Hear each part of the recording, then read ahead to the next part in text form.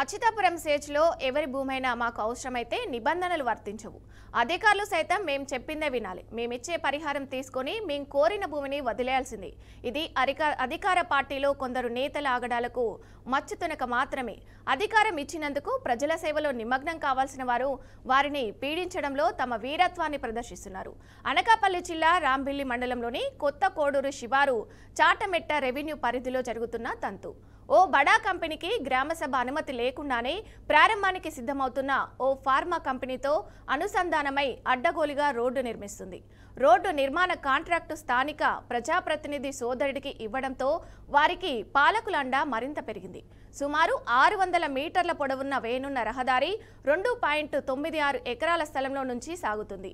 ఇందులో 56 సెంట్ల భూమి లాలం అప్పం నాయుడు సాగులో ఉంది. కొత్త కోడూరు శివారు చాటమెట్ట రెవెన్యూ పరిధిలోని సర్వే నెంబరు 332-1Bలో 2.76 ఎకరాలు, అలాగే 333-1Bలో 0.85 ఎకరాలు ఉన్నట్టు, అలాగే 333-2లో కూడా 2 ఎకరాల భూమి 4గా నమోదైంది. అయితే ఈ భూమిని 4 దశాబ్దాల క్రితమే లాలం అప్పలకొండ సాగులో ఉన్నట్లు రెవెన్యూ పరమైన ధృవీకరణ కూడా ఉంది. లాలం అప్పలకొండ మరణానంతరం ఆయన కుమారుడు లాలం అప్పలనాయుడు సాగు చేస్తున్నారు. తన అనుమతి లేకుండా తనకు ఎలాంటి పరిహారం ఇవ్వకుండా తన స్థలంలోనే 56 సెంట్లను అనధికార రోడ్డు కోసం ఆక్రమించడంపై ఆయన అభ్యంతరం చెప్తున్నారు. నిబంధనల ప్రకారం రోడ్డు నిర్మాణానికి అనుమతులు తీసుకొని రెవెన్యూ వారు భూసేకరణ చేసి పరిహారం ఇస్తే అతనికి దాదాపు 10 లక్షల వరకు అందాల్సి ఉంది. కానీ అదేమీ లేకుండానే దసరా నుంచి పనులు ప్రారంభించారు.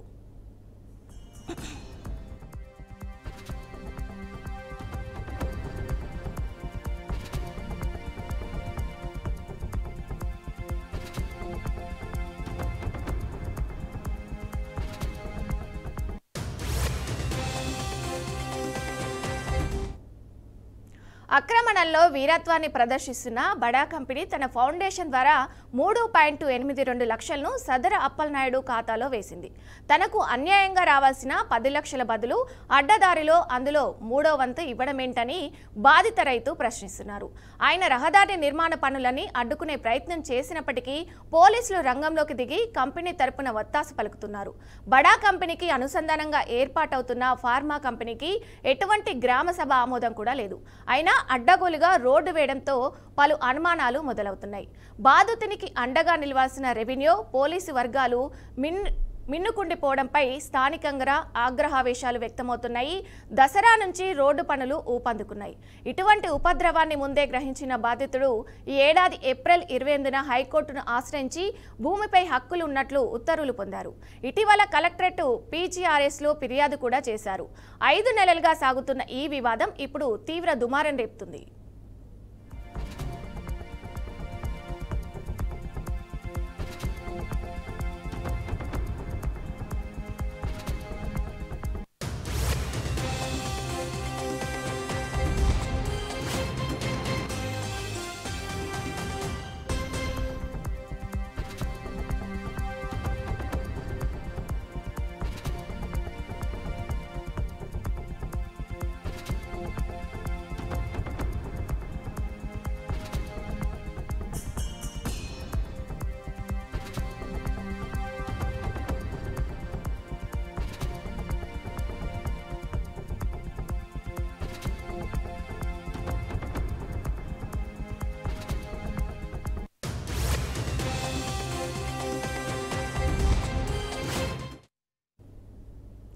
ఇక ఇదే అంశానికి సంబంధించి పూర్తి సమాచారం మా ప్రతినిధి శ్రీను లైవ్ లో అందిస్తారు. శ్రీను, చెప్పండి, ఈ అంశానికి సంబంధించి అసలు నిజాలేంటి?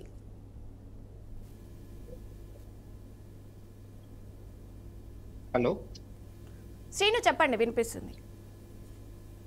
ఇప్పుడు అచ్యుతాపురం మండల పరిధిలో జరిగినటువంటి సంఘటన, అచ్యుతాపురం మండలం యలమంచిలి నియోజకవర్గానికి సంబంధించినటువంటి స్థానిక ఎమ్మెల్యేతో పాటు పార్టీ అండదండలతోటి ఇవన్నీ అక్రమాలు జరుగుతున్నాయి.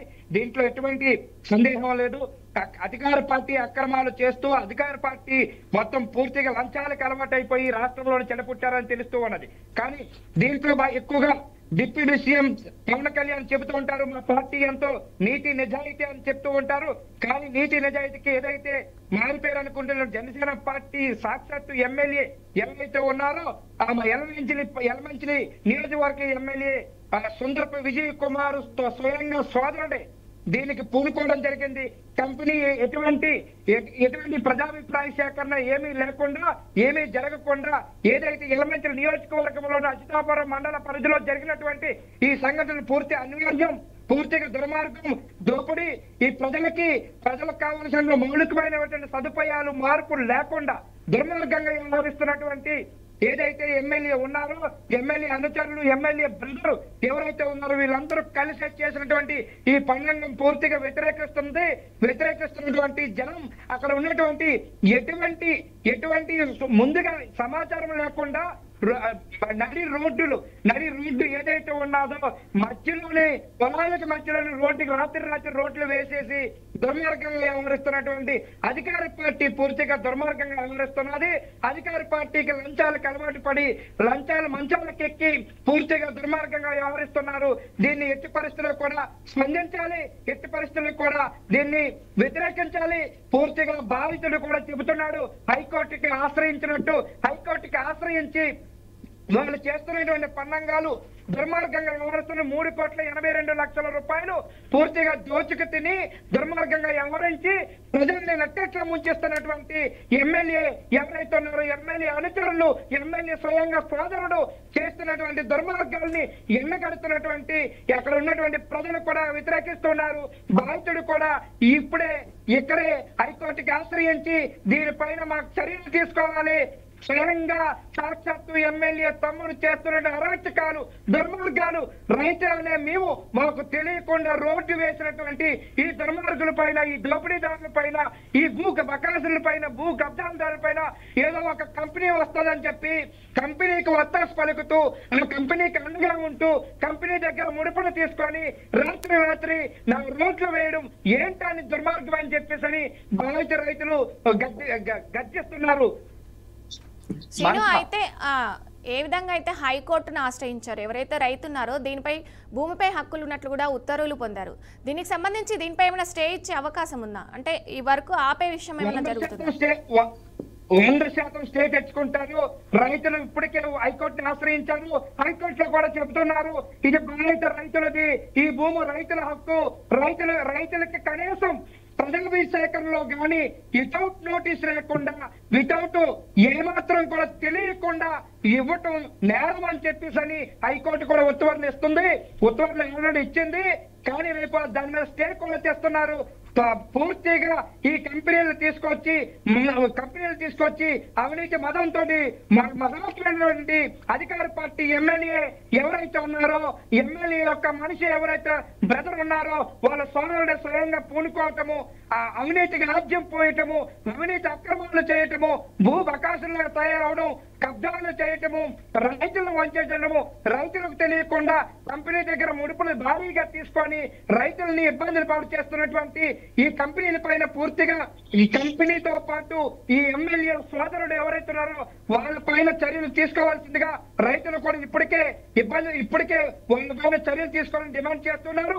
హైకోర్టును ఆశ్రయించారు, స్టే తెస్తున్నారు. తెచ్చి ఆ రైతు యొక్క నినాదాన్ని బతికించడం కోసం రైతు చేసిన పోరాటానికి బీఆర్కే న్యూస్ అండగా ఉంటుంది. రైట్. Thank you Srinivas.